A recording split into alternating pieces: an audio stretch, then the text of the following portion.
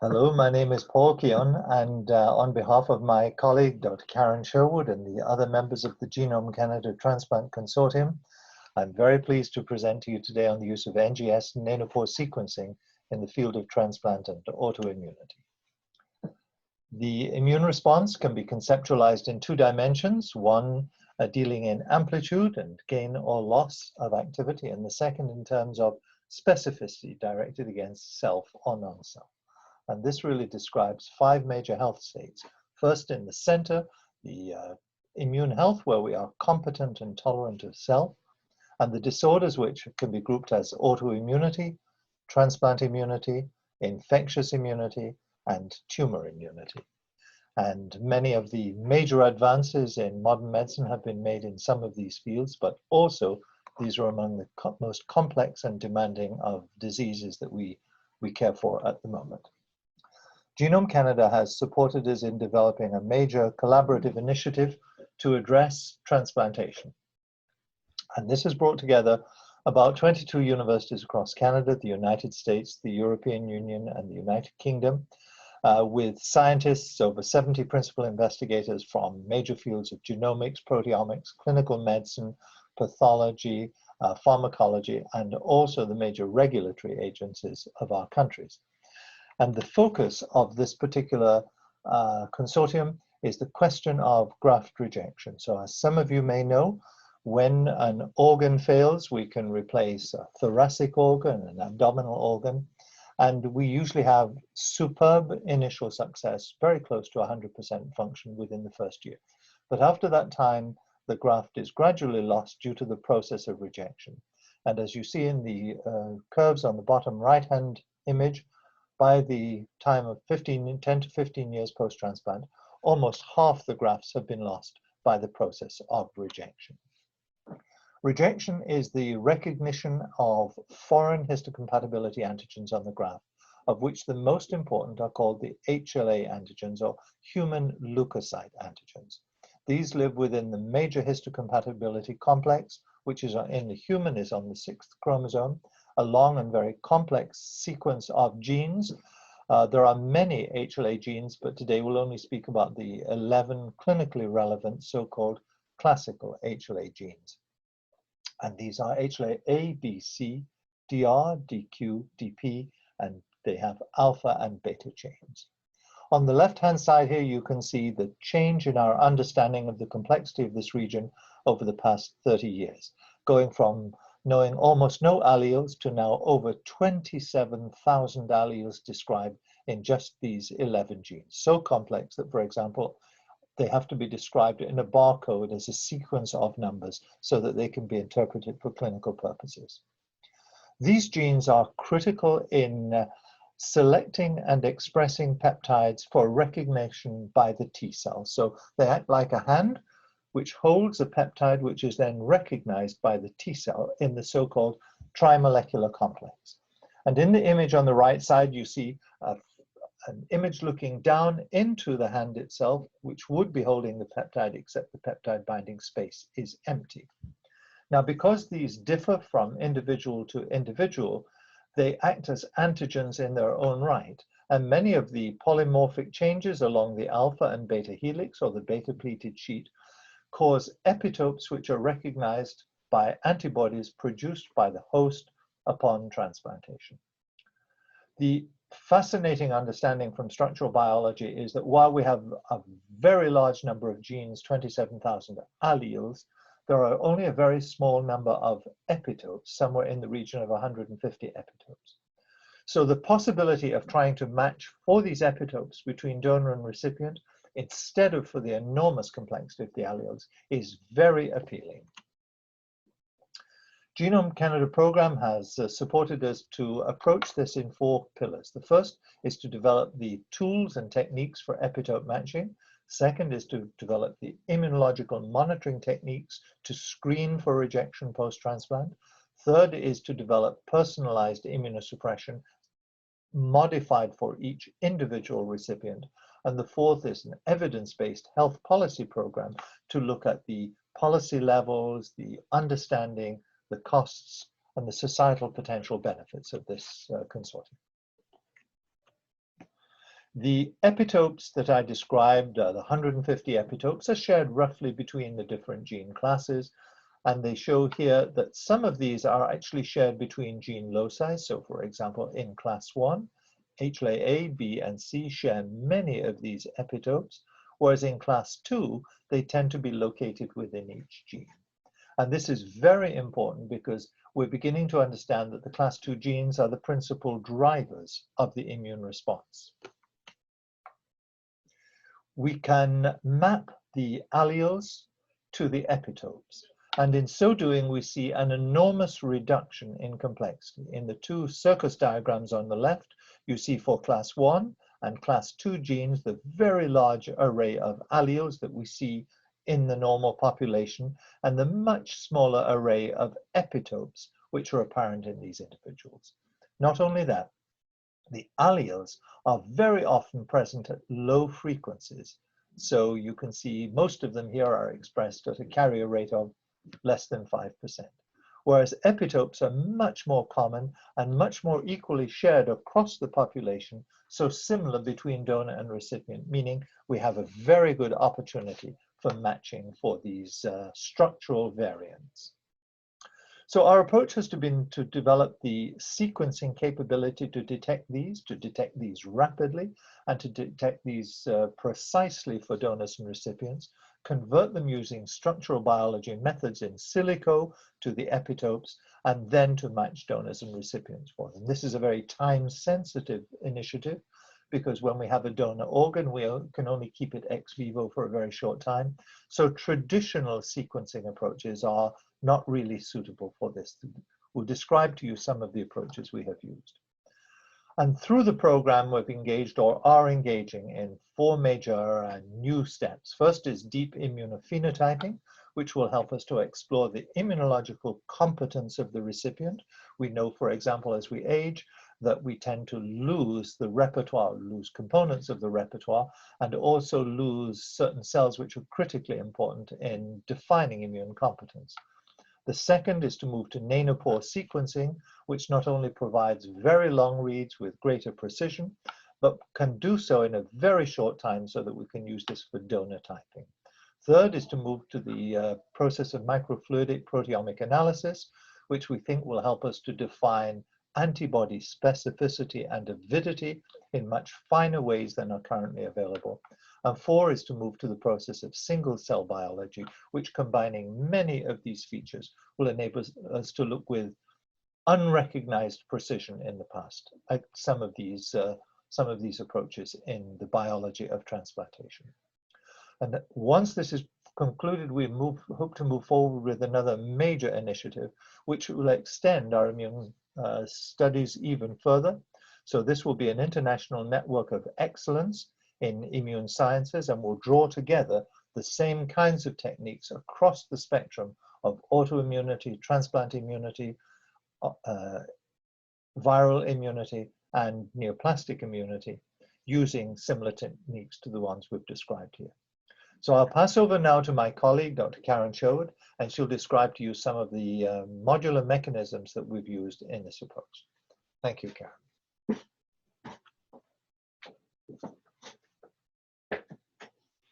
Thank you, Paul. So I will be discussing some of the new platforms that Paul has mentioned in the previous slide, including Oxford Nanopore sequencing. Here we're leveraging the power of single molecule real-time sequencing capabilities, where we can develop a workflow for rapid HLA typing for clinical transplantation. Using a cross-sectional cohort of our BC patient population, we selected an ethnically diverse set of HLA alleles to represent the HLA frequencies observed in our population. So far, we have typed 96 donors and patients, of which we've been using the Omics new Omnitype Rapid chemistry. The chemistry is an all-in-one primer premix with no long-range PCR, and this reduces the current HLA workflow by over 5 hours. For the initial workflow, we decided to use the standard R9.4 flow cells run on the MAC1B sequencer, which you can see in front of you, running the Amino version 19 and fast base called with Guppy version 3. We've also run many of these samples on the new MAC1C sequencer to compare run times and base calling times.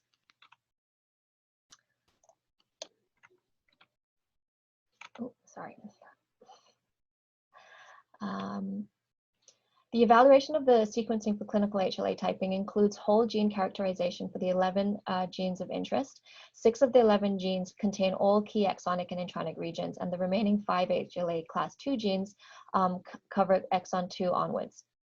Amplicons range from 2.5 kilobases for DR beta 1 to 7 kilobases for DQ beta 1. As you can see, the average fragment length is about 10-fold longer for nanopore sequencing, which will make assignment and phasing much easier. The average yield of bases produced is also 10-fold higher with a much shorter runtime.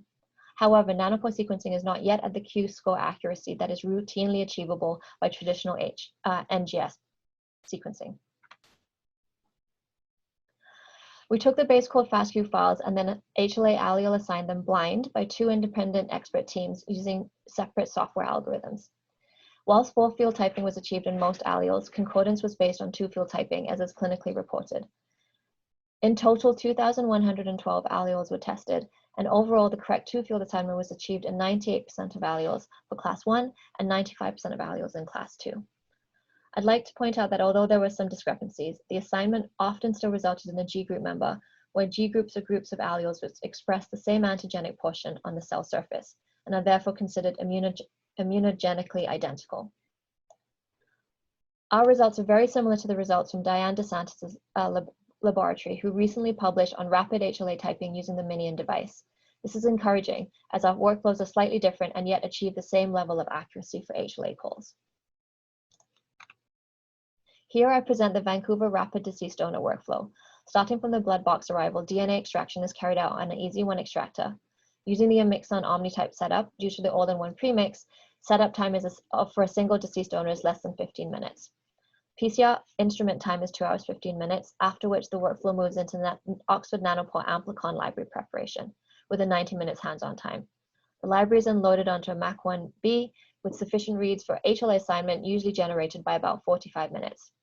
FASTQ files are loaded into the HLA assignment software, which takes about 15 minutes to assign all 11 genes, and once assigned, epitope mapping using HLA Matchmaker takes a technician about 5 minutes.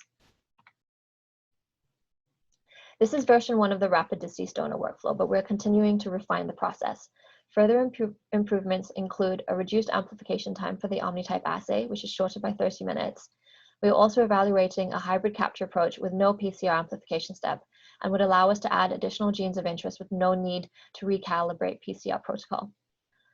Flow cell updates from Omnitype from Omixon include the odd 10 pause, and we have started to use these for validation. We will also be looking at the fungal flow cells for deceased donor workup, which has a better capacity and a cheaper price point suitable for single patient capacity. Here, I'll be talking a little bit about the deep immunophenotyping that Dr. Kean has mentioned. We have been able to show at a deep resolution level the immune cell subcompartments that are present and that become activated post-transplant. Our approach has been to take a blood sample at the time of transplant to establish baseline immune repertoire, and then serial blood collection post-transplant and at times of event, for example, if a rejection episode is suspected. Using a highly integrated 6-cell subset panel, which includes B cells, T cells, monocytes, NK cells, and DC cells, we have characterized the changes in cell quantity, compartment, and activation levels for many of the key immune cells in the periphery. Deep cytometry on this level can be complicated to set up, and my lab has also established a workflow that allows for much more streamlined and standardizable workflow, which is now being validated at our partner site in Edmonton. Multi-site validation will add weight to the utility of this assay as a clinical monitoring tool. Machine learning approaches have been employed to understand the complex cellular signatures observed in the study cohort. With up to 13 markers per panel and 6 cellular panels under different clinical conditions, this study design is perfect for the use of machine learning algorithms that would allow the investigators to tease out, hopefully, clinically relevant signatures of immune recognition or activation, signaling to the physician that changes in the recipient immune response may require further investigation or intervention. Another assay that we are validating to translate into the clinical arena is T-cell repertoire sequencing. We have established T-cell repertoire sequencing to identify clonality and diversity in the T-cell repertoire, and in collaboration with Adaptive Biotechnologies in Seattle, have been able to establish a workflow for the identification of donor-specific clones using mixed lymphocyte cultures to start. Here we start off with DNA as a starting material, and then run deep sequencing on an Illumina MiSeq. Our protocol involves a 5-day MLC at the time of or pre-transplant, using donor cells as a stimulator to challenge recipient lymphocytes. Cultures are then DNA extracted with the proliferated, hopefully donor-specific clones, and prepared for TCR beta sequencing. Sequencing the recipient repertoire, both unchallenged and challenged, allows us to gather data on the baseline gene utilization of the recipient T cells and identify expanded T cells post-challenge with donor antigen. The key to this assay is to be able to follow patient repertoire clonality and diversity post-transplant. And given that we will already have gathered the donor-specific clone information pre-transplant from the MLC, we would now have a biomarker with which to monitor the possible expansion of donor-specific T cells in patient peripheral blood. Here I show some pilot data that we have developed at the lab using the T cell repertoire sequencing workflow I just described. Currently, we're using the DNA isolate from PBMCs.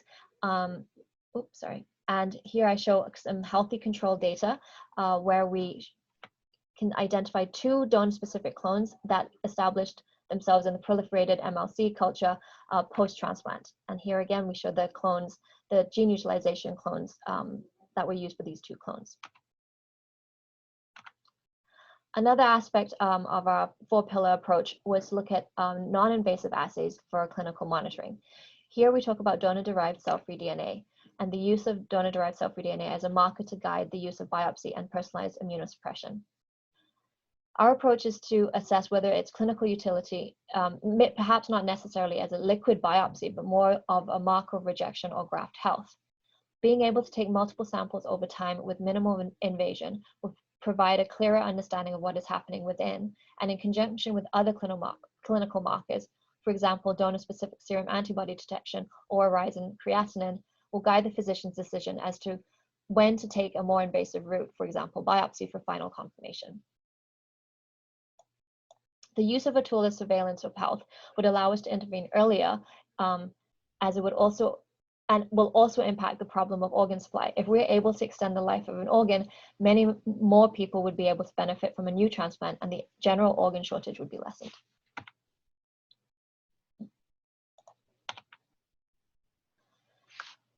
Recently, we also published a paper on the donor-derived cell-free DNA for detection of allograft injury in kidney transplant recipients.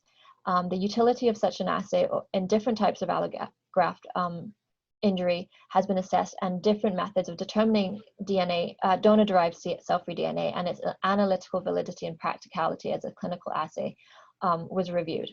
It must be noted that elevated donor-derived cell-free DNA levels are not rejection-specific, but more reveal the degree of injury being experienced by the graft. On the next slide, I will present some of the data from our clinical translation program. Whilst today I've presented some of the assays that have been developed, including the rapid deceased donor workflow, which is only possible with some of the technological advances that have recently emerged, routine clinical samples do not have the same limited turnaround time as we've described in the rapid deceased donor workflow. Here, we have started to transition some of our routine clinical work into the GridION for the Nanopore sequencing, as well as looking at T cell and B cell repertoire sequencing using a much larger platform.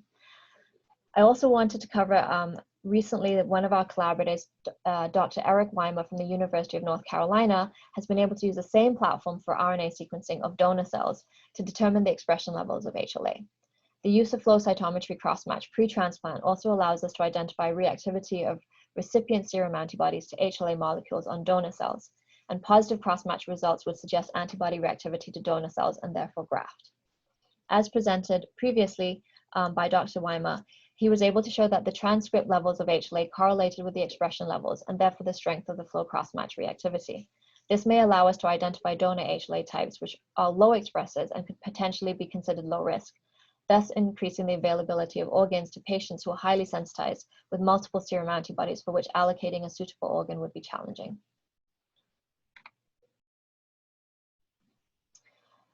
All these technologies and multiple omics approaches would be of huge benefit, especially if the turnaround time, our goal of a one-day turnaround time would increase the, allow our results to be returned back to a physician in a timely manner.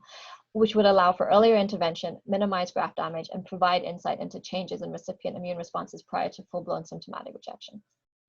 For example, in our bone marrow transplant recipients, the importance of speedy HLA typing is even more relevant, as the quicker we identify a suitable donor, the less likely the patient will require repeated induction treatments while waiting to identify a donor.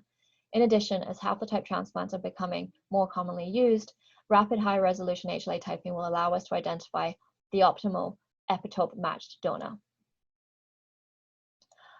Our future plans for the program include a polyomic prediction score, where we will cover each aspect of the immune response from initial recognition, for example, of the immunopeptidome and the T cell recognition of HLA peptides and splice variants, through to maintenance, where we characterize the tolerized repertoire, systems pharmacology and the detection of pharmacogenetic variants which are relevant for immunosuppressive drug usage, and finally immune-wide association studies to move outside of the current key MHC region and extend into the whole MHC region for immune-associated genes.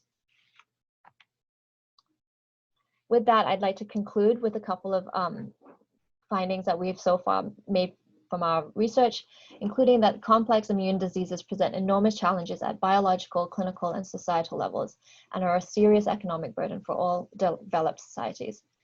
Evolving research, such as what we presented today, shows common threads in the presentation and recognition of self and non-self antigens, and the subsequent cascade of response and regulation, inflammation and injury, and remodeling and repair.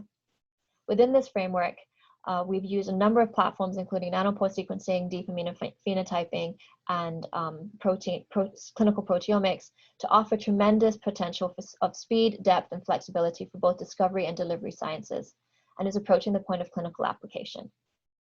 Integration of research and resources offer an important opportunity to enhance our understanding of these events and to accelerate the translation of novel diagnostics and therapeutic platforms within and between fields. And with that, I would like to end my talk, thank my collaborators, and thank you for this opportunity to present our findings.